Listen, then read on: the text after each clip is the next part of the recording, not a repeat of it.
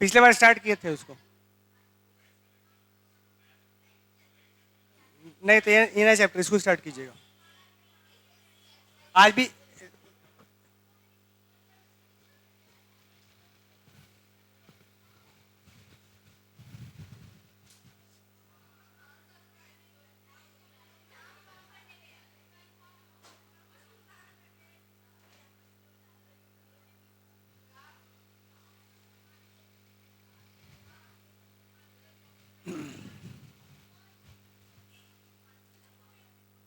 चलिए स्टार्ट करते हैं न्यू चैप्टर। लास्ट में इसका इंट्रोडक्शन आप दिए थे, लास्ट क्लास में इंट्रोडक्शन आपको दे दिए थे। इस चैप्टर में बताए थे, इस चैप्टर में क्या पढ़ेंगे कि कांग्रेस 1971 के इलेक्शन के बाद में कैसे रिकवर किया, मतलब फिर से वापस वो सत्ता में कैसे आई, और फिर जब सत्ता में आई तो कैसे कैसे फिर धीरे धीरे उसके अंदर पतन होने लगा। ये कांग्रेस पार्टी का धीरे धीरे उत्थान से पतन की तरफ होने लगी। यानी कांग्रेस जो पार्टी थी हमेशा अप्स एंड डाउन्स देखती रही। 71 के इलेक्शन में देखे थे कि इंदिरा गांधी को प्रचंड बहुमत मिला। कारण क्या था? कारण था मुख्य तौर पर 3-4 मुख्य बातें थी। पहला था गरीबी हटाओ का नारा, और उसमें बैंकों का राष्ट्रीयकरण।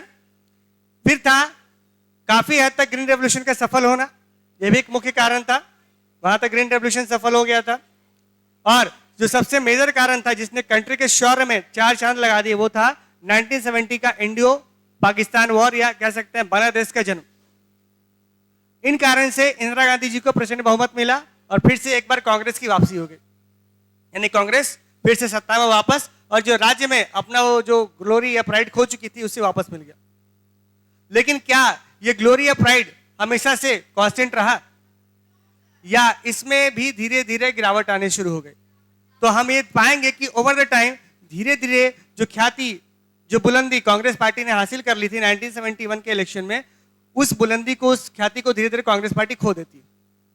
कारण ये होता है, कारण ये पूछा जाएगा आपसे कि क्यों खोती है, ऐसा ऐसा क्यों होता है? तो इसके मल्टीपल कारण, इसके मल्टीपल रीजंस थे, मल्टीपल कारण थे, वो हम पढ़ेंगे आगे। उसी क्रम में हम पढ़ेंगे कि 1973 से 1975 पर बहुत सारी ऐसी घटनाएं घटती हैं पूरे देश में जिसने एक नए पॉलिटिकल क्राइसिस को जन्म दिया, जिसको हम किस नाम से जानते हैं? इमरजेंसी के नाम से जानते हैं। तो जून के महीने में इमरजेंसी को लागू किया गया, और उस इमरजेंसी को लागू करने के पीछे क्या कारण थे उसको हम पढ़ने जा रहे हैं। यानी we are going to discuss the reasons behind the imposition of emergency in the country, पहला।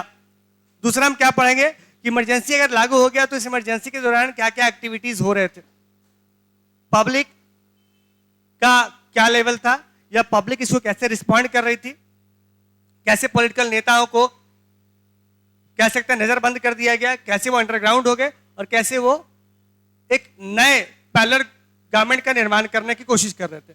फिर हम पाएंगे कि अल्टीमेटली फिर रिजल्ट क्या हुआ। अगर ये क्राइसिस खत्म हो जाता है, देखिए कोई भी क्राइसिस जब खत्म होता है ना तो उसका प्रभाव काफी दिन तक रहता है। तो अगर इमरजेंसी खत्म हो गया तो इसका दूरगामी प्रभाव क्या रहा, उसको भी हम पढ़ेंगे। तो इसके पूरे चैप्टर को हम 3 पार्ट में पढ़ सकते हैं। पहला, आखिर इमरजेंसी क्यों लाया गया कंट्री के अंदर, उसका बैकग्राउंड। दूसरा, इमरजेंसी जब ला दिया गया तो उस दौरान क्या क्या गतिविधियां हुई कंट्री के अंदर, क्या क्या एक्टिविटीज हुई। और तीसरा, ये इमरजेंसी आने के बाद हमारे पॉलिटिकल सिनेरियो में या पॉलिटिकल सिस्टम में इसके दूरगामी प्रभाव क्या क्या पड़े, तो हम इसको पढ़ेंगे इसमें। जैसे पहले question, why was emergency imposed, was it necessary, क्या उस वक्त की जरूरत थी? जैसे आज हम इमरजेंसी की आलोचना करते हैं, लेकिन क्या उस दौर में सचमुच इमरजेंसी की जरूरत थी? इसको हम पढ़ेंगे अभी के पर्सपेक्टिव में, या अभी जब हम एनालिसिस करेंगे तो समझेंगे। दूसरा, अगर हम इमरजेंसी के इंपोजिशन की बात करते हैं तो ये सचमुच क्या प्रैक्टिकल था उस वक्त के लिए? देखिए, इमरजेंसी लगाना ये इंपॉर्टेंट नहीं था, इंपॉर्टेंट ये था कि इसको कैसे लगाया गया। तो हम क्या पढ़ने जा रहे हैं? देखिए, इमरजेंसी का प्रोविजन हमारे कॉन्स्टिट्यूशन में ही दिया गया है, लेकिन कॉन्स्टिट्यूशन में कुछ शर्तें दी गई थी जिसको हम लास्ट क्लास में डिस्कस कर चुके थे। कुछ कंडीशंस थे, और इंदिरा गांधी ने एक खास शब्द था, ये खास कंडीशंस थे, उसका दुरुपयोग किया था, जो पॉलिटिकल एटमॉस्फेयर में कहा जाता है कि उन्होंने इसका दुरुपयोग किया था। वो शब्द कौन सा था? इंटरनल डिस्टर्बेंस, जिसको बाद में हटा दिया गया। तो इंटरनल डिस्टर्बेंस का प्रयोग करके इमरजेंसी को लागू किया गया था। लेकिन इमरजेंसी को लागू करना क्या है? कॉन्स्टिट्यूशनल प्रोविजन के अंदर ही आता है। तो इमरजेंसी को लागू करना ये कॉन्स्टिट्यूशनल प्रोविजन के अंदर, ये लीगल है, कोई दिक्कत नहीं है। लेकिन जिस तरीके से लागू किया गया, ये प्रश्न चिन्ह इस पर लगाया जा सकता है, ये क्वेश्चन मार्क लगता है इसके ऊपर में, ठीक है। और इसके बाद कि उसका क्या रिजल्ट लगता है। और इमरजेंसी को आज काला इतिहास कहते हैं, डेमोक्रेसी में काला इतिहास बोलते हैं हम लोग। तो क्यों कहते हैं और इससे हमें सीख लेने की क्या जरूरत है, हमें क्या सीख मिलती है, ये सब हम पढ़ेंगे इस चैप्टर में, ठीक है। अब चैप्टर की शुरुआत होती है, इस चैप्टर के नाम से ही क्लियर है, the crisis of democratic order. मतलब कंट्री के अंदर सब कुछ डेमोक्रेटिक तरीके से चल रहा है, बिल्कुल सब कुछ ऑर्डर में चल रहा है। और अचानक क्या होता है, उस ऑर्डर में डिसऑर्डर क्रिएट हो जाता है। उस ऑर्डर में डिसऑर्डर मतलब उस ऑर्डर में क्राइसिस क्रिएट हो जाता है, जिसके कारण हमारा जो डेमोक्रेटिक सिस्टम है उसमें उथल पुथल मच जाता है, ठीक है। और धीरे धीरे डेमोक्रेसी का जो स्वरूप है वो बदल जाता है, किसमें? डिक्टेटरशिप में। यहां पर लोगों के अधिकार को छीन लिया जाता है, फंडामेंटल राइट्स को, ठीक है। और यहां पर जो डेमोक्रेसी का मूल स्वरूप है उसमें बहुत सारा परिवर्तन आता है। यहां पर अब देखिएगा जुडिशियरी और एग्जीक्यूटिव के बीच में बहुत बड़ा विवाद भी हो जाता है, इसको आगे देखेंगे। सबसे पहले इमरजेंसी देखते हैं। इमरजेंसी का बैकग्राउंड क्या था, हम देख चुके हैं कि 1967 के बाद में क्या क्या पॉलिटिक्स में चेंज आए थे। सबसे पहले इंदिरा गांधी जी का पर्सनालिटी काफी उभर के आया, वो टावरिंग पर्सनालिटी लिखा हुआ है, as a towering leader with tremendous popularity. Indira Gandhi ji धीरे धीरे पॉपुलर होती चली गई। और खासकर कांग्रेस ओ और कांग्रेस आर के बीच में जो कॉन्फ्लिक्ट हम लोग जो पढ़ चुके हैं पिछले चैप्टर में, ये क्लियर था कि इंदिरा गांधी धीरे धीरे एक बहुत ज्यादा इंपॉर्टेंट लीडर बन गई और उन्होंने वास्तविक तौर पर शो कर दिया कि मैं वास्तविक रूप में ही, या मेरी जो पार्टी है वह वास्तविक कांग्रेस पार्टी है, ठीक है। उसी रंग से यहां पर देखिएगा कि इस पीरियड में, जो इंदिरा गांधी का पीरियड है, इसमें बहुत सारे रिलेशनशिप गवर्नमेंट और जुडिशरी के बीच में भी, रिलेशनशिप के बीच में खटास आता है, जिसको हम बाद में पढ़ेंगे आगे आने वाले टॉपिक्स में। उसी रंग से हम देखते हैं कि कांग्रेस पार्टी को धीरे धीरे क्या करने जाने लगा। शुरू में तो कांग्रेस पार्टी को 1967 के इलेक्शन के बाद में कांग्रेस पार्टी को काफी सराहा गया था, ठीक है। और 71 मतलब इसके बाद एक ऐसा पीरियड है जिसमें इंदिरा गांधी का रिवाइवल हुआ था। ये तो पूरे स्ट्रगल पढ़ चुके हैं हम लोग पिछले चैप्टर में। हम देखते हैं कि आखिर हुआ क्या। तो 1971 के इलेक्शन से स्टार्ट करते हैं। 1970 के इलेक्शन में इंदिरा गांधी को प्रचंड बहुमत मिलता है, बता चुके हैं आपको। कारण क्या था, इन्होंने स्लोगन दिया था गरीबी हटाओ, ठीक है। लेकिन जीतने के बाद क्या सचमुच गरीबी हटी? पहला प्रश्न मैंने पूछा था लास्ट क्लास में भी आपसे, क्या सचमुच गरीबी हट गई? तो क्या उनका जो नारा था वो खोखला नहीं रह गया? उनका नारा खोखला रह गया, वो सिर्फ पेपर पर रह गया, जबकि गरीबी पहले से बढ़ चुकी थी। खासकर बांग्लादेश क्राइसिस ने क्या किया, इंडियन इकोनॉमी पर बहुत ज्यादा बर्डन डाल दिया। लगभग 8 मिलियन लोग क्या किए थे, ईस्ट पाकिस्तान से क्रॉस करके यहां पर आ गए वार के बाद और यहां पर अपना डेरा जमा दिया। तो उन लोगों के भरण पोषण की जिम्मेदारी, उन लोगों की देखभाल की जिम्मेदारी किसके ऊपर पड़ गई? इंदिरा गांधी जी के ऊपर पड़ गई, मतलब कि प्राइम मिनिस्टर के हाथों में, ये उनके ऊपर पड़ गई। वार के बाद क्या होता है, अमेरिकन गवर्नमेंट ने क्या लगा दिया, हमारे ऊपर प्रतिबंध लगा दिया, इकोनॉमिक सैंक्शन लगा दिया। इससे हमारे जो हमको जो एड मिलता था, सहायता मिलती थी, इकोनॉमिक एड मिलता था, वो भी रुक गया। तो कंट्री कहां जा रहा था, फाइनेंशियल क्रंच में, फाइनेंशियल क्राइसिस में। तो आप देख लीजिएगा यहां पर 2-3 बातें नजर आती हैं। पहला, माइग्रेशन का प्रॉब्लम, इलीगल माइग्रेंट्स। दूसरा हुआ कि कंट्री में गरीबी बढ़ रही है। तीसरा, अमेरिका हमारे पास जो एड मिल रहा था उस पर रोक लगा दिया, यानी हमें इकोनॉमिक क्राइसिस की तरफ ढकेल रहा था। इंटरनेशनल मार्केट में भी और सोने पर सुहागा हो गया। क्या हुआ भाई कि दाम और भी कुछ घटनाएं घट रही थी उस मार्केट में, इंटरनेशनल मार्केट में। तेल के, हाँ, इस वार वगैरह चल रहा था, इसी कारण तेल के प्राइस और बढ़ गए। और बढ़े हुए तेल के प्राइस के कारण क्या होता है, हमें तेल महंगा मिला और उसके कारण हमारा जो डोमेस्टिक मार्केट है उसमें सामान भी धीरे धीरे महंगे होते चले गए। यानी धीरे धीरे हम ये पाए कि 1970 के आसपास महंगाई जो है ना, 74 के आसपास महंगाई 23% से लेकर 30% तक बढ़ गई। समझ रहे हैं मेरी बात? तो महंगाई बढ़ गई 30% तक। 30% का मतलब क्या हो गया, अगर किसी सामान का प्राइस क्या है 100 रुपया है तो अब कितने मिलेगा, 130 रुपए में। यानी आपको 30 रुपए एक्स्ट्रा पे करना पड़ेगा उस 100 रुपए सामान के लिए। सोच लीजिएगा, हर एक 100 रुपए के लिए। तो हर एक 100 रुपए के लिए अगर 30 रुपए है तो 1000 के लिए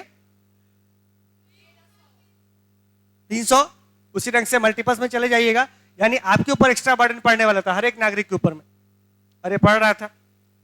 तो हर एक नागरिक देश का जो गरीबी से दूर होने की बात इंदिरा गांधी जी ने कही थी, वो दूर नहीं हो रहा था, बल्कि और गरीबी के और नजदीक जा रहा था, है ना। तो वो बात करी थी गरीबी हटाओ, ठीक है, और यहाँ क्या हो रहा था, ठीक है, यहाँ गरीबी हटाओ नहीं हो रहा था, ये गरीबी की तो लोग बढ़ रहे थे। कारण क्या था, इन्फ्लेशन बढ़ा हुआ था। तो जो वो नारा दी थी उस नारा के विपरीत कंट्री में चल रहा था, ठीक है। तो एक बहुत बड़ा कारण बन गया। लोगों के मन में क्या हो गया, लोग क्या उत्साहित होंगे, नारा के वक्त तो बड़ा उत्साहित थे लोग, और जैसे हकीकत में इस नारे को हकीकत में लोगों ने समझा तो मालूम क्या चला, गरीबों की संख्या दूर नहीं हो रही और बढ़ ही रही है। तो लोग क्या हो गए, डिससेटिस्फाइड हो गए। अब जिस इंदिरा गांधी पर उनको पूरा भरोसा था, उस इंदिरा गांधी पर धीरे धीरे लोगों का भरोसा कम होने लगा या हटने लगा, ठीक है। तो देखिए, पब्लिक सरकार बनाती भी है और सरकार गिराती भी है, ठीक है। ये पब्लिक है, सब जानती है ना। तो पब्लिक क्या है, ये सब हटा भी सकती है, किसी को बना भी सकती है। तो यहां पर क्या आप देख सकते हैं, पब्लिक के मन में इंदिरा गांधी के लिए धीरे धीरे क्या होने लगा, रोष डेवलप होने लगा, गुस्सा बढ़ने लगा, ठीक है, कि जो वादा किया वो निभाया ही नहीं था इसने। दूसरे वार हुए थे दूसरे बाकी कंट्रीज में, और भी गल्फ वार वगैरह हुए थे इसी कारण, ठीक है, ठीक है। अब सुनिए इसको, industrial growth was very low, industry की हालत भी बहुत बेहतर नहीं थी। आपको हम क्या बताए थे, हर चीज जुड़ा हुआ एक दूसरे से। अगर तेल महंगा है तो ट्रांसपोर्ट भी महंगा होगा, ट्रांसपोर्ट महंगा है तो एग्रीकल्चर भी महंगा होगा, और एग्रीकल्चर महंगा है तो रॉ मटेरियल भी महंगे होंगे, ठीक है। तो रॉ मटेरियल अगर महंगे होंगे तो क्या इंडस्ट्री ग्रोथ कर पाएगी, सीधी सी बात है, क्योंकि रॉ मटेरियल महंगे होंगे तो सामान भी महंगा मिलेगा, और सामान जब लोगों के पास जाएगा तो लोग खरीद नहीं पाएंगे, पैसा कम है। तो अल्टीमेटली फैक्ट्री क्या हो जाएगी, इंडस्ट्री क्या हो जाएगी, बंद, लॉकआउट, ठीक है। तो अल्टीमेटली क्या हो जाएगा, अनएम्प्लॉयमेंट होगा, लोग नौकरी से निकल जाएंगे, उनको निकाल दिया जाएगा, क्योंकि भाई जब प्रॉफिट ही नहीं कमाएगी कोई कंपनी, इंडस्ट्री क्यों चलेगा, उसको रखने का मतलब नहीं है। तो बहुत से फैक्ट्रीज में या तो लॉकआउट लग जाएगा, या तो फिर वो कुछ समय के लिए बिना सैलरी के एम्प्लॉइज को काम करवाएगी, ठीक है। तो ये सब घटनाएं घट रही थी कहां पर, खासकर ग्रामीण इलाकों में, जहां छोटी छोटी फैक्ट्रीज थी वो बंद होने लगी थी। दूसरी तरफ जो गवर्नमेंट के एम्प्लॉइज थे, सेंट्रल गवर्नमेंट के एम्प्लॉइज, उनकी भी सैलरी की कटौती होने लगी, उनकी सैलरी को फ्रीज कर दिया गया, जिसने और लोगों में सेटिस्फैक्शन को बढ़ाया। अभी आपको एग्जांपल भी दिए थे कि कोरोना पीरियड में भी सरकारी जो लोग थे उनकी सैलरी मिल रही थी। तो ये जो पीरियड थे तो कोरोना से बेकार पीरियड हो गया ना, ये तो उससे भयावह स्थिति हो गई जहां सरकारी कर्मचारियों की सैलरी को रोक दिया गया, समझ लीजिए ये स्थिति थी। तो आप सोचिए, उस स्थिति की कल्पना कीजिए, और अभी के प्रेजेंट में जो स्थिति है उसकी कल्पना कीजिए। अभी हम बोलते हैं कोरोना का जो पीरियड था सबसे भयावह पीरियड था, सबसे खतरनाक पीरियड, लेकिन सोचिए कि उस पीरियड में भी सेंट्रल गवर्नमेंट के एम्प्लॉइज को सैलरी मिल रही थी, शायद कुछ कटौती होगी कुछ लेवल पर, बाकी मैक्सिमम लोगों को सैलरी मिल रही थी। लेकिन अगर हम उस पीरियड की बात करें तो वहां पर देखिएगा सैलरी तक रोक दिया गया है, मतलब आपके लाइवलीहुड पर ही प्रश्न चिन्ह लगा दिया गया कि आप जीवन कैसे जिएगा, बिना पैसे के तो कोई जीवन जी नहीं सकता है ना।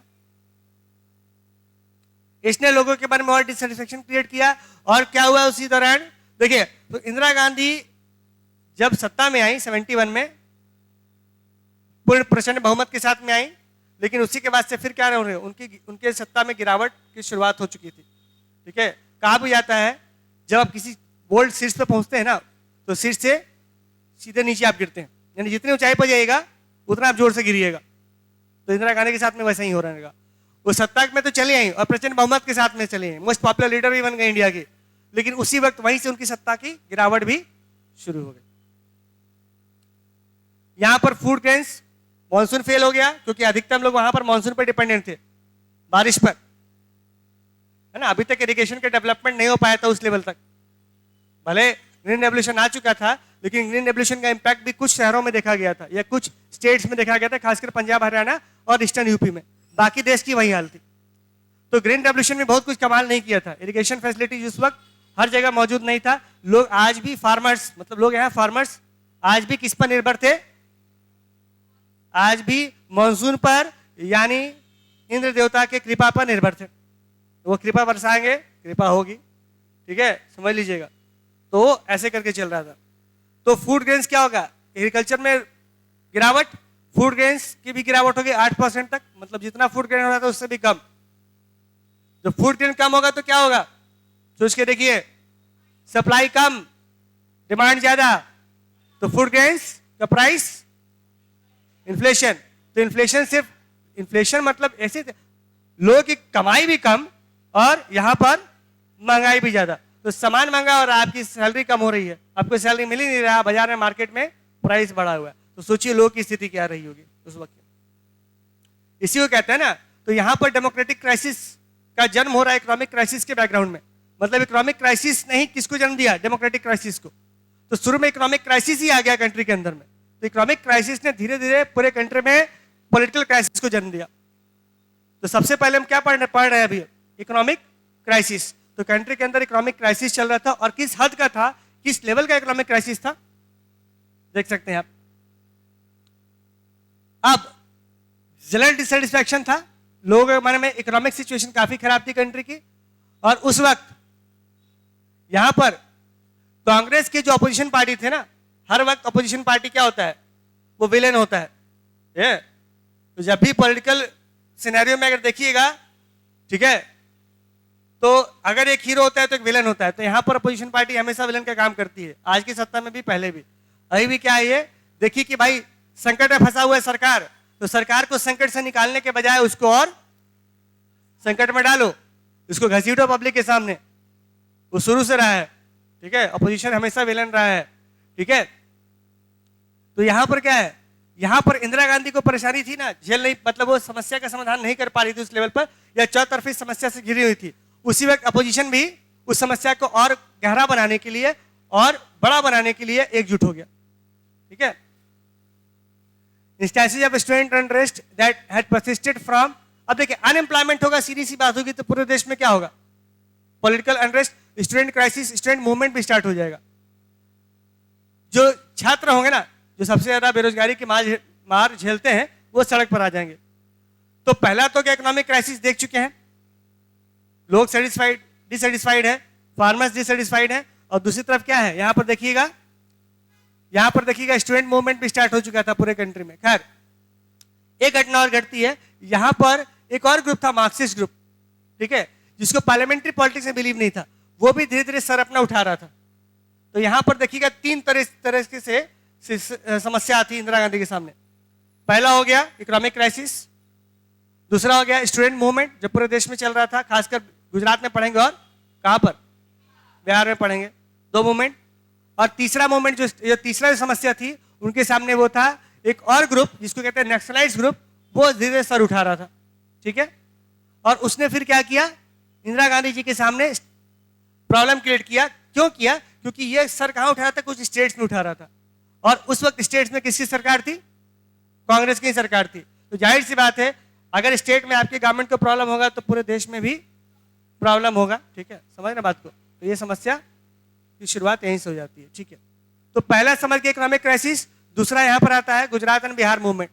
तो बताया था ना कि उस वक्त कंट्री में क्या है, बेरोजगारी, बेरोजगारी बहुत ज्यादा है। देखिए आप इसको देखिएगा ध्यान से, तो बेरोजगारी बहुत ज्यादा है,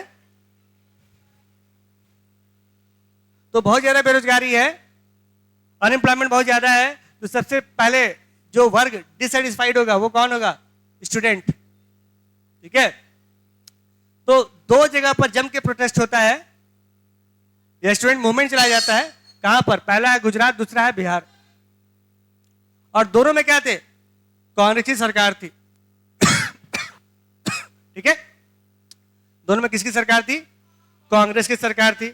तो सीधी सी बात है, अगर उन सरकारों के खिलाफ अगर वहां पर अगर मोर्चा खोला जाएगा या स्टूडेंट मूवमेंट करेंगे, तो सीधी सी बात है किसको चैलेंज करेंगे, कांग्रेस पार्टी को या कांग्रेस के शीर्ष लीडरशिप को जो इंदिरा गांधी थी, ठीक है।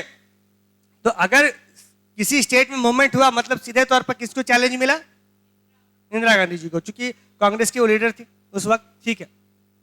अब यहां पर क्या है, जो मूवमेंट था ना, इसने पॉलिटिक्स को, नेशनल पॉलिटिक्स को काफी हद तक प्रभावित किया। हालांकि ये स्टेट में स्टार्ट हुआ था, देखिए जनवरी का महीना था 1974 में, गुजरात में स्टूडेंट ने स्टार्ट किया, गुस्से में आकर, दाम बढ़ रहा था फूड ग्रेन्स का, कुकिंग ऑयल का, एसेंशियल कमोडिटीज का, सबका दाम बढ़ गया। और करप्शन तो था ही सोने पर सुहागा इसके ऊपर। और तो स्टूडेंट ने क्या किया, मूवमेंट स्टार्ट किया, और इसमें किसने हवा दी इस मूवमेंट को? ऑपोजिशन पार्टीज ने। ऑपोजिशन पार्टीज ने इस मूवमेंट को हवा दी, और धीरे धीरे इतना ये वाइड स्प्रेड हो गया मूवमेंट कि यहाँ पर पूरे स्टेट में क्या लगाना पड़ गया? प्रेसिडेंट रूल लगाना पड़ गया। मतलब मामला आउट ऑफ कंट्रोल हो गया, वायलेंस वगैरह ज्यादा हो गया वहां पर, तो मामला हाथ से निकल गया। तो यहाँ पर तो अपोजिशन पार्टी जो थी ना, उन्होंने कहा कि भाई फिर से यहाँ पर फ्रेश इलेक्शन करवाया जाए। मोरारजी देसाई जो थे वो लीडर थे कांग्रेस ओके, और वो मुख्य तौर पे सबसे बड़े विरोधी कह सकते हैं, विरोधी मत कहिए, प्रतिद्वंदी कहिए, राइवल किसके थे? इंदिरा गांधी जी के। और जो कांग्रेस में थे उन्होंने अनाउंस किया था कि वो अगर फर्स्ट इलेक्शन नहीं होता है गुजरात में, प्रेसिडेंट रूल लगाना कोई सोल्यूशन नहीं है, फिर से इलेक्शन करवाए। यहाँ पर इलेक्शन नहीं होगा तो भूख हड़ताल पर जाएंगे इंडेफिनिट तरीके से। इसमें क्या होता है, यहां पर देखिएगा बहुत सारे अपोजिशन पार्टीज वगैरह ने ज्वाइन कर लिया, प्रेशर बहुत था। एससीएम इलेक्शन फिर होता है असेंबली इलेक्शन में, और इस चुनाव में क्या होता है? कांग्रेस पार्टी। तो सोचिएगा जिस कांग्रेस पार्टी ने 1971 में सब कुछ पा लिया था, वो क्या हो गया? फिर धीरे धीरे खोने लगा, सत्ता को खोने लगा। गुजरात इसकी शुरुआत थी, ठीक है। अभी तक पढ़े थे ना कि कांग्रेस पार्टी ने अपनी ग्लोरी खो दी थी, लेकिन 1971 में फिर कांग्रेस का क्या होता है? उत्थान होता है, और फिर धीरे धीरे कांग्रेस पार्टी धीरे धीरे फिर पतन की तरफ जा रही है, ठीक है। समझ गए? तो पहले क्या था? कुछ खोकर कुछ पाना है, और फिर पाके फिर कुछ खोना है, तो यहां पर होना है ऐसा ही, ठीक है। समझ गए इसको? तो ऐसे ही चल रहा था धीरे धीरे। तो कांग्रेस पार्टी का पत्ता साफ हो गया, कहां से? गुजरात से, ठीक है।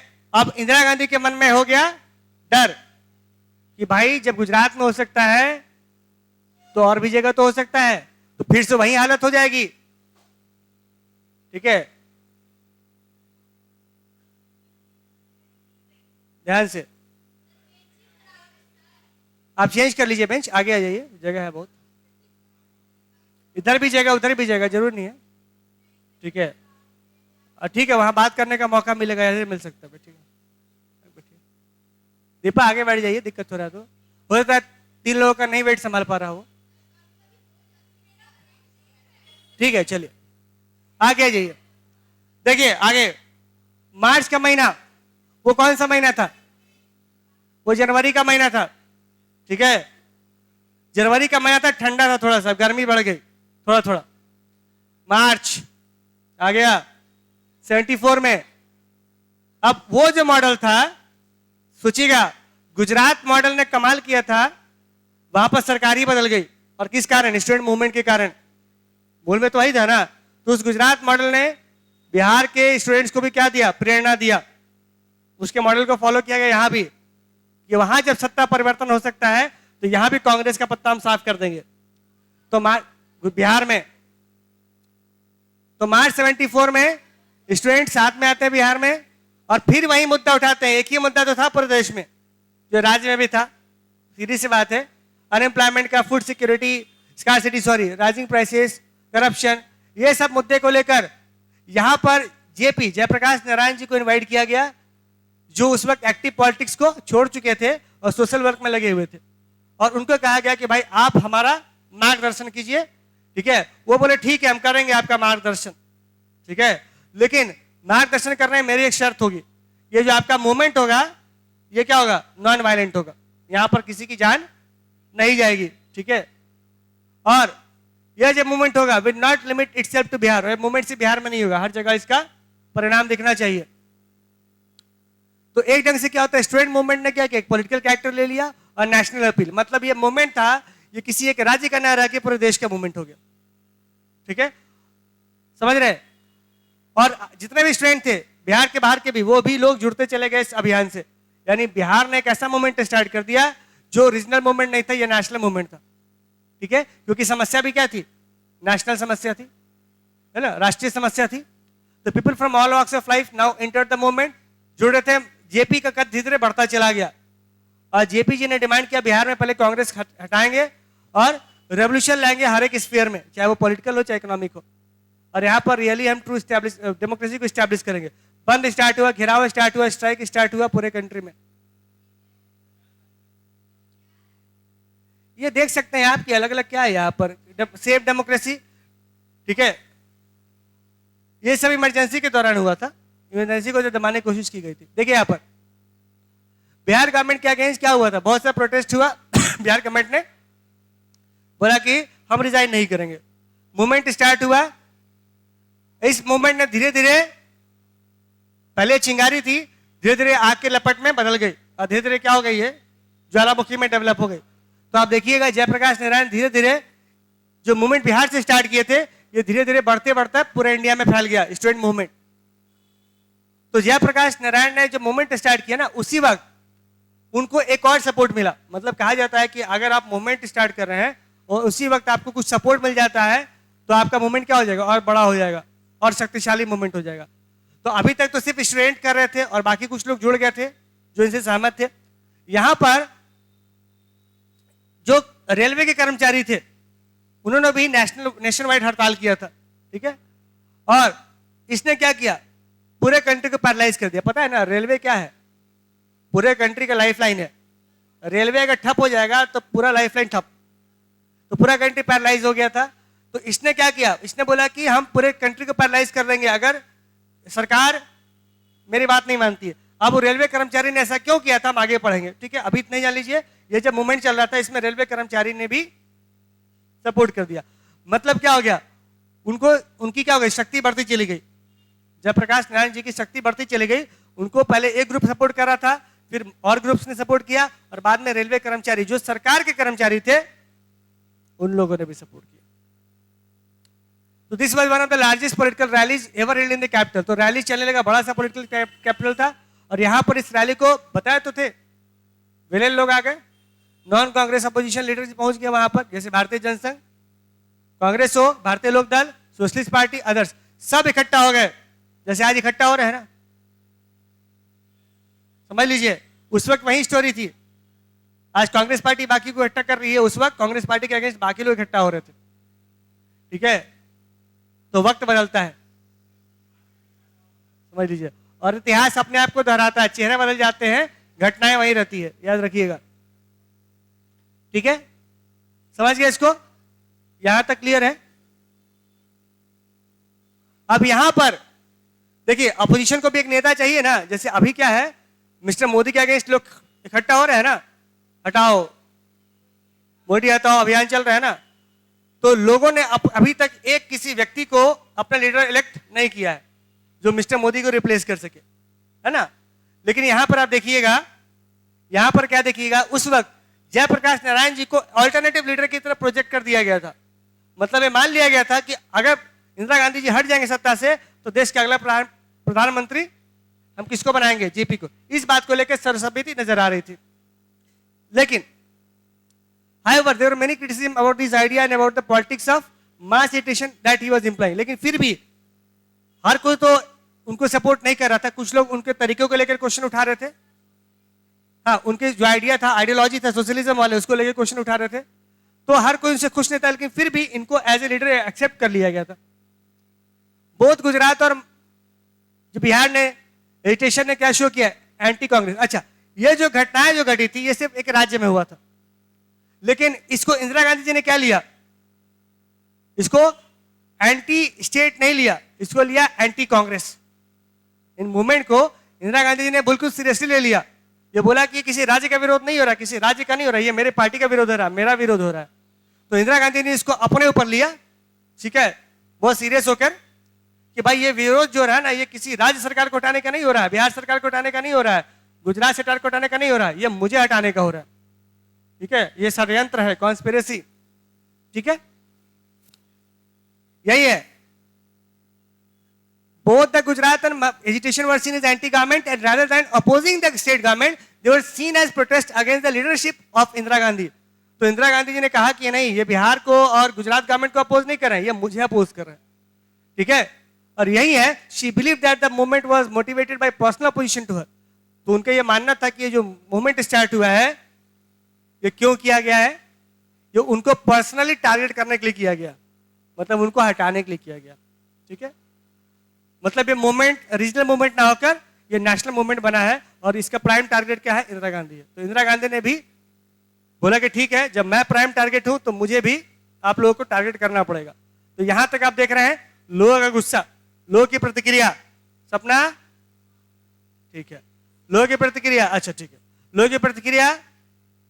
अब हम क्या पढ़ेंगे, इंदिरा गांधी ने कैसे प्रतिक्रिया की। तो लोगों ने क्या कर रहा है, यहां पर लोग प्रतिक्रिया कर रहे हैं, पॉलिसीज के अगेंस्ट जा रहे हैं, प्रोटेस्ट कर रहे हैं, लीडर ही मिल जाता है।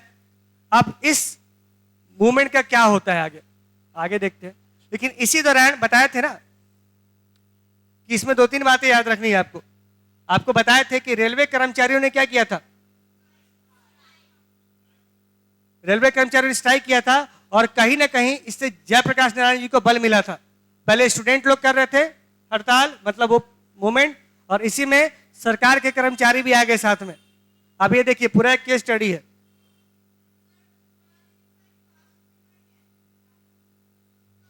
बाद में ठीक है, चलिए पहले देखते हैं इसको, उस पर आ जाएंगे। ठीक है, रेलवे स्ट्राइक ऑफ 1974। यहां देखिए Deepa, what would happen when the railway stop running. क्या होगा अगर रेलवे काम करना बंद कर दे तो? 1-2 दिन के लिए नहीं, आ रहे उस पर भी आ रहे, पूरे हफ्ते के लिए, पूरे हफ्ते के लिए बंद हो जाए तो of course many people would be inconvenienced, बहुत लोगों को दिक्कत होगी। लेकिन इससे ज्यादा कंट्री की अर्थव्यवस्था को दिक्कत होगी, पूरा अर्थव्यवस्था रुक जाएगा, क्योंकि गुड्स देश के एक हिस्से से दूसरे हिस्से तक मैक्सिमम रेलवे के द्वारा ही ट्रांसपोर्ट होते हैं। तो ट्रेड हैम्पर हो जाएगा, आपका मार्केट हैम्पर हो जाएगा, रॉ मटेरियल्स के कारण इंडस्ट्री, क्योंकि रॉ मटेरियल भी तो जा रहा है यहां से वहां, तो रॉ मटेरियल पहुंचेगा नहीं, तो डिले से क्या हो जाएगा, करोड़ों लाखों का नुकसान होगा, डिले हो जाएगा ऑर्डर में, मार्केट इससे प्रभावित हो जाएगा, और मार्केट जब प्रभावित होगा तो कंज्यूमर भी प्रभावित हो जाएगा। समझ रहे हैं? तो ये सब घटनाएं घट रही थी। और इसी दौरान क्या होता है, 1974 में the national coordination committee of railway struggle led by George Fernandes give a call for national head. यहां पर एक कमेटी थी, इसके हेड कौन थे, जॉर्ज फर्नांडिस जी थे। यही जॉर्ज फर्नांडिस जो बाद में इंडिया के डिफेंस मिनिस्टर ही बने दूसरे काल में, जब बीजेपी की सरकार आई थी ना, तो डिफेंस मिनिस्टर थे ये। ठीक है, और इन्होंने क्या किया, नेशन वाइड कॉल दिया कि भाई स्ट्राइक करना चाहिए, बोनस सर्विसेज पैसा ही नहीं मिल रहा था, बोनस भी नहीं था, ये सब पर बहुत प्रॉब्लम थी। द गवर्नमेंट वाज अपोज्ड, लेकिन गवर्नमेंट ने बोला कि ऐसे कैसे चलेगा, एसेंशियल सर्विसेज है, ऐसे कैसे लोग हड़ताल पर चले जाएंगे, क्योंकि लार्जेस्ट पब्लिक सेक्टर है। तो इसने क्या किया, रेलवे ने क्या किया, और गुस्से को बढ़ाया, डिससैटिस्फैक्शन को बढ़ाया, और इसने राइट्स ऑफ द वर्कर्स के इश्यूज को उठाया। जबकि दूसरी तरफ गवर्नमेंट ने क्या बोला कि नहीं, जो लोग एसेंशियल सर्विसेज पे हैं वो एक साथ हड़ताल पर नहीं जा सकते हैं, जैसे आज भी है, एस्मा लागू होता है। इसमें एक ऐसा कानून है जो कहता है कि अगर कोई व्यक्ति जो एसेंशियल सर्विसेज में इंक्लूडेड है वो हड़ताल पर नहीं जा सकता एक साथ। जैसे समझिए पुलिस एक साथ हड़ताल पर नहीं जाएंगे, मतलब अगर जाएंगे तो इसमें लागू हो जाएगा essential services maintenance act. Doctors हड़ताल पर नहीं जा सकते हैं। आपने देखा होगा जूनियर डॉक्टर्स की हड़ताल, तो सीनियर वाले रहेंगे,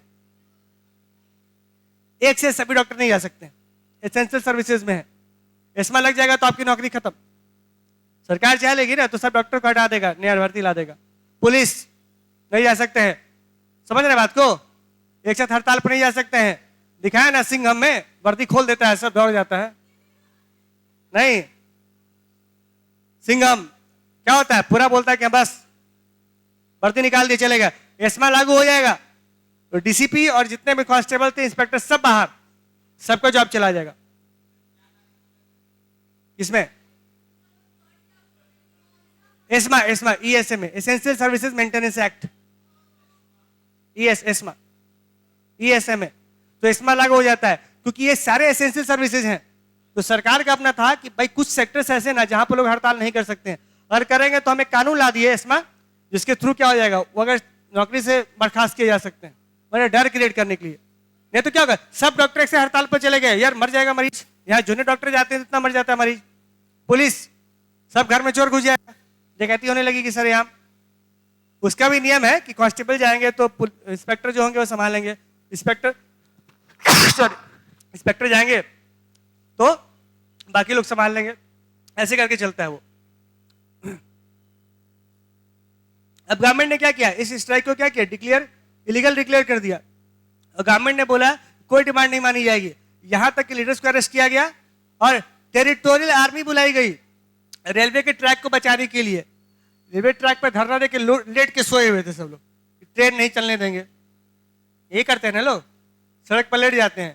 तो रेलवे को रोकना है तो क्या रेल ट्रैक पर लेट गए, तो टेरिटोरियल आर्मी बुलाई गई, मारपीट के हटाया गया, ठीक है। और लगभग स्ट्राइक को 20 दिनों के बाद बिना किसी सेटलमेंट के, बताया ना, इसमें उसमें लागू करके हटा दिया गया। मतलब लेकिन फिर भी इसने एक चीज तो क्लियर कर दिया कि जो सरकार की एम्प्लॉई है वही सरकार के साथ नहीं है, या विश्वासघात कहिए या जो भी कहिए, सरकार के साथ नहीं है, ठीक है। तो आप सरकार के एम्प्लॉई है, सरकार के विरोधी में स्ट्रगल कर रहे हैं और एक तरफ जाके आप सपोर्ट दे रहे हैं अपोजिशन वालों को भी। मौका तो मिल ही गया उनको भी, जेपी जी को, इनको क्लियर है। आ जाते हैं, इसके पीछे एक टॉपिक था, ठीक है। अच्छा उसको बता देंगे इलेक्शन, ठीक है। इसके बाद बिफोर 5 मिनट्स हम बता देंगे उसको। इधर देखिए, सुनिए, एक समस्या और खड़ी हो गई इस वक्त, एक समस्या और खड़ी हुई। वो क्या था, जुडिशरी के साथ में कॉन्फ्लिक्ट हो गया। अब इसको थोड़ा समझिएगा अच्छे से। ये वैसा पीरियड था जहां पर इंदिरा गांधी ने सबके साथ पंगा लिया, पब्लिक के साथ लिया, अपने कर्मचारियों के साथ में पंगा ले लिया, स्ट्राइक बंद करवा दिया, ठीक है। और बचा खुचा कौन, सरकार का अगला विंग जुडिशियरी, उसके साथ ही पंगेबाजी हो गई, मतलब उसके साथ भी कॉन्फ्लिक्ट में आ गई, ठीक है। तो कोई भी ऑर्गन ऐसा नहीं बचा जिसके साथ में उसका रिलेशनशिप अच्छा रहा। आपको क्या बताए थे, उत्थान के पास में फिर पतन आता है, ठीक है। अगर बहुत ऊंचाई पे पहुंचते हैं तो बहुत जोर से भी गिरते हैं। तो यहां पर क्या है, आप देखिएगा, क्या बोले, नहीं यहां पर मेल डोमिनेंस की बात नहीं थी, यहां पर सिचुएशन की बात थी। यहां पर सिचुएशन उनके फेवर में नहीं था, कह सकते हैं नेचुरल भी था ऐसा कुछ, जैसे मानसून का फेलियर हो गया, यह भी था। लेकिन देखिए प्रॉब्लम वो नहीं है, हम ये जो पढ़ रहे प्रॉब्लम्स थे, प्रॉब्लम को अगर निपटाना है ना तो उसका तरीका सही होना चाहिए मेरे हिसाब से। देखिए जिस ढंग से प्रॉब्लम को निपटाया गया, ये सब प्रॉब्लम से जो पढ़ रहे हैं अभी तक, देखिए जिस ढंग से प्रॉब्लम को निपटाया गया इंदिरा गांधी के द्वारा, वो अपने आप में क्वेश्चन मार्क करता है, वो अपने आप में सही नहीं है। इंदिरा गांधी जिस तरीके से इमरजेंसी लगाया और इमरजेंसी के दौरान जो घटनाएं घटी ना, वो कहीं भी जस्टिफाइड नहीं है। तो यहाँ पर कोई मेल फीमेल की बात नहीं हो रही, यहाँ पर बात हो रही है क्या समस्याएं थी और इस समस्याओं का निपटारा कैसे किया इंदिरा गांधी जी ने। तो इंदिरा गांधी जी ने किया ना, उसने पॉलिटिकल क्राइसिस को जन्म दिया पूरे कंट्री में, और उसके बाद आज तक कभी ऐसा कॉन्सेप्ट नहीं लगा जो इंदिरा गांधी जी ने लगाया। एक काला अध्याय कहते हैं, कहे भी थे ना, इंदिरा गांधी का बहुत से ब्राइट स्पॉट था, तो ये काला अध्याय भी था, जहां डेमोक्रेसी की हत्या की गई कहा जाता है। इसके बारे में पढ़ेंगे और अगले क्लास में कोशिश करेंगे ओरिजिनल स्पीच उनका सुना दें आपको, इंदिरा गांधी जी का, जब इमरजेंसी लगाती हैं वो बीच भारतीय पर आके जब अपनी स्टेटमेंट देती है कि इमरजेंसी क्यों लगा रही है, ओरिजिनल स्पीच है उनका। देखिए यहां पर गवर्नमेंट और रूलिंग पार्टी के बीच में बहुत सारे डिफरेंसेस थे, ठीक है। सॉरी, रूलिंग पार्टी के बहुत सारे डिफरेंसेस थे, किसके साथ में, जुडिशियरी के साथ में। तुम थोड़ा ध्यान दो यहां पर, नहीं याद हो, ठीक है, डिस्टर्ब कर रहे हैं आप। Do you remember the discussion was about the long drawn conflict between the parliament and the judiciary. देखिए पार्लियामेंट और जुडिशियरी के बीच में शुरू से कॉन्फ्लिक्ट हल्का फुल्का होता रहा है। इसी चीज को ध्यान में रखते हुए डायरेक्टिव प्रिंसिपल स्टेट पॉलिसी में भी आर्टिकल नंबर 50 में कह दिया गया कि जुडिशियरी क्या होगी, एग्जीक्यूटिव से सेपरेट होगी। डीपीएसपी में भी है, directive principle of state policy में ही लिखा गया है आर्टिकल नंबर 50 में कि जुडिशियरी क्या होगी, एग्जीक्यूटिव बॉडी से सेपरेटली वर्क करेगी, क्योंकि पता था ना कि एग्जीक्यूटिव कभी ना कभी कॉन्फ्लिक्ट में आ जाएगी। दूसरी तरफ कॉन्स्टिट्यूशन में दिया गया है चेक एंड बैलेंस सिस्टम, ठीक है, ताकि भाई सब में कोऑर्डिनेशन बना रहे, कोई किसी से सुप्रीम ना बने, कोई किसी का बिग बॉस नहीं बन जाए, ठीक है। यहां पर देखिए फिर भी कॉन्फ्लिक्ट कभी कभी होता रहा है, और अभी हम देखने जा रहे हैं 3 कॉन्स्टिट्यूशनल इश्यूज, 3 महत्वपूर्ण इश्यूज इमर्ज होते हैं उस दौरान, जिसने सरकार और जुडिशरी के बीच में तनाव को और ज्यादा बढ़ा दिया और ज्यादा कॉन्फ्लिक्ट स्टार्ट हो गया। क्वेश्चन ये आता है कि क्या पार्लियामेंट फंडामेंटल राइट्स को कट कर सकती है? सुप्रीम कोर्ट ने कहा नहीं कर सकती है। फिर दूसरा, can the parliament curtail the right to property by making amendment? क्या सरकार राइट टू प्रॉपर्टी छीन सकती है अमेंडमेंट लाकर? कोर्ट ने कहा कि सरकार ऐसा नहीं कर सकती है शुरू में। तीसरा, पार्लियामेंट ने क्या किया? अमेंडमेंट लाकर फंडामेंटल राइट्स को इस ढंग से अमेंड करेगी ताकि वो डायरेक्टिव प्रिंसिपल को लागू कर सके, लेकिन सुप्रीम कोर्ट ने कहा, इसने बोला कि नहीं ये नहीं चलेगा। मतलब कि आपको डीपीएस पे लागू करना है तो उसके लिए आप फंडामेंटल राइट्स नहीं छीन सकते। नहीं समझ में आया? समझिए इसको ऐसे। पहले था राइट टू प्रॉपर्टी, ये फंडामेंटल राइट है, संपत्ति का अधिकार, ठीक है, अब नहीं है। लेकिन मान लीजिए राइट टू प्रॉपर्टी आज भी होता तो पटना में जो मेट्रो है शायद नहीं बन पाता, ठीक है, और भी जगह भी शायद नहीं बन पाता। कारण क्या था? राइट टू प्रॉपर्टी आपका फंडामेंटल राइट है, ठीक है, और सरकार बोल रही है कि हम पब्लिक वेलफेयर के लिए मेट्रो बनाएंगे। सरकार किसका पालन कर रही है? डीपीएसपी का। In large public interest I will construct metro, सरकार ये बोलती है। और आपका मकान आ जाता है बीच में उसके, या आपका दुकान या जो भी है बीच में आ गया, सरकार बोलती है कि भाई हम इसको लेंगे, आप बोलते हैं नहीं, right to property is my fundamental right. तो टकराव हो गया ना डीपीएसपी और फंडामेंटल राइट्स में। सरकार लागू करने जा रही है डीपीएसपी, लार्ज पब्लिक इंटरेस्ट में वो मेट्रो बनाने जा रही है, और आपका मकान आ जा रहा है बीच में, आप कहते हैं राइट टू प्रॉपर्टी है, मेरा प्रॉपर्टी है, इसको हम नहीं छोड़ेंगे, ये मेरा फंडामेंटल राइट है, हम कैसे दे दें आपको? तो हुआ ना। तो उस वक्त भी वही विवाद हो रहा था। तो सरकार क्या की? अमेंडमेंट लाके राइट टू प्रॉपर्टी को ही पढ़े थे ना, याद कीजिएगा। याद आया 42nd अमेंडमेंट, जिसमें क्या किया गया था? राइट टू प्रॉपर्टी को कॉन्स्टिट्यूशनल लॉ उसको बना दिया गया था, यही था ना, या उसको बोलते हैं हम लोग, ठीक है, उसको अलग से 300A में डाल दिया गया था। पिछले चैप्टर में पढ़े थे ना, 11th क्लास में पढ़े होंगे आप लोग, ठीक है। तो यहां पर क्या है, इतना सारा विवाद स्टार्ट हो गया था इसी दौरान, खासकर फंडामेंटल राइट वर्सेस डीपीएसपी। तो क्या सरकार फंडामेंटल राइट्स को खत्म कर सकती है? सवाल ये था। कोर्ट कहता है नहीं, सरकार कहती है कर सकते हैं। तो कॉन्स्टिट्यूशन में ऐसा लिखा गया अमेंडमेंट के थ्रू। तो इस पूरे इंदिरा गांधी की इस पीरियड ने क्या कॉन्फ्लिक्ट देखा? किसके बीच में? सरकार और जुडिशरी के बीच में, ठीक है। अब कॉन्फ्लिक्ट था क्या एक्चुअली, वो समझ लीजिए थोड़ा सा। ये क्राइसिस स्टार्ट होता है केशवानंद भारती केस से। 1973 का केस था, केशवानंद भारती केस। एक व्यक्ति थे, इनका नाम था केशवानंद भारती। ये केरला में एक बहुत बड़ा मंदिर था, ट्रस्ट था, उसके मठाधीश थे, मतलब कि ये उसके हेड थे। और आपको पता होना चाहिए केरला में या कि साउथ इंडिया में ना, मंदिर के साथ साथ बहुत सी जमीन भी साथ में इनके जुड़ा रहता है। मतलब सिर्फ मंदिर ही नहीं मिलता है इन लोगों को, मठ में ना बहुत सारा जमीन भी रहता है। तो इनके पास ना बहुत सारा जमीन था मंदिर के साथ साथ जुड़ा हुआ। मतलब मंदिर के साथ साथ वो सब मंदिर का जमीन ही कहलाता है। पहले राजा लोग जब राज करते थे ना, जब मकान बनवाते थे तो वो क्या करते थे? ब्राह्मणों को दान करते थे, ब्रह्मदेह। तो जमीन दिया करते थे दान में, ठीक है। और जमीन देते थे मंदिर को बीच में और जमीन चारों तरफ, ठीक है। तो जमीन क्या हो गया? उस जमीन की देख रेख करना, और जमीन से जो भी उपज होगा या जो भी फायदा होगा वो सब मंदिर के को मेंटेनेंस में लगाया जाएगा। तो ऐसे करके मंदिर के साथ साथ जमीन मिलते थे पहले लोगों को। तो वही परंपरा चलती आई। तो जो मठ था उस वक्त का, केशवानंद भारती जी उसके हेड थे, पुरोहित कह सकते हैं, हेड थे, और उनके पास बहुत सारा जमीन था, ठीक है। तो केरला गवर्नमेंट ने क्या किया? कानून पास किया, सीलिंग एक्ट लाया, और सीलिंग एक्ट में क्या किया? इनका जमीन ले लिया कि आपके पास बहुत सा जमीन है, गरीब को दान कर दीजिए, दे दीजिए, आपके पास इतना ही रहेगा। उस वक्त राइट टू प्रॉपर्टी हटा नहीं था 73 में। तो इन केशवानंद भारती जी ने क्या कर दिया? कोर्ट में जाके केस कर दिया, कहा कि मेरा राइट टू प्रॉपर्टी छीना गया है, ठीक है, पहला। दूसरा, मेरा fundamental right to freedom of religion भी छीना गया है। Right to freedom of religion भी छीना गया है। रिलीजन उसमें था ना कि आप अपने धर्म के स्थापना के लिए, अपने धर्म के प्रचार प्रसार के लिए अपने रिसोर्सेज का इस्तेमाल कर सकते हैं, अपने जमीन वगैरह आप एसेट क्रिएट कर सकते हैं।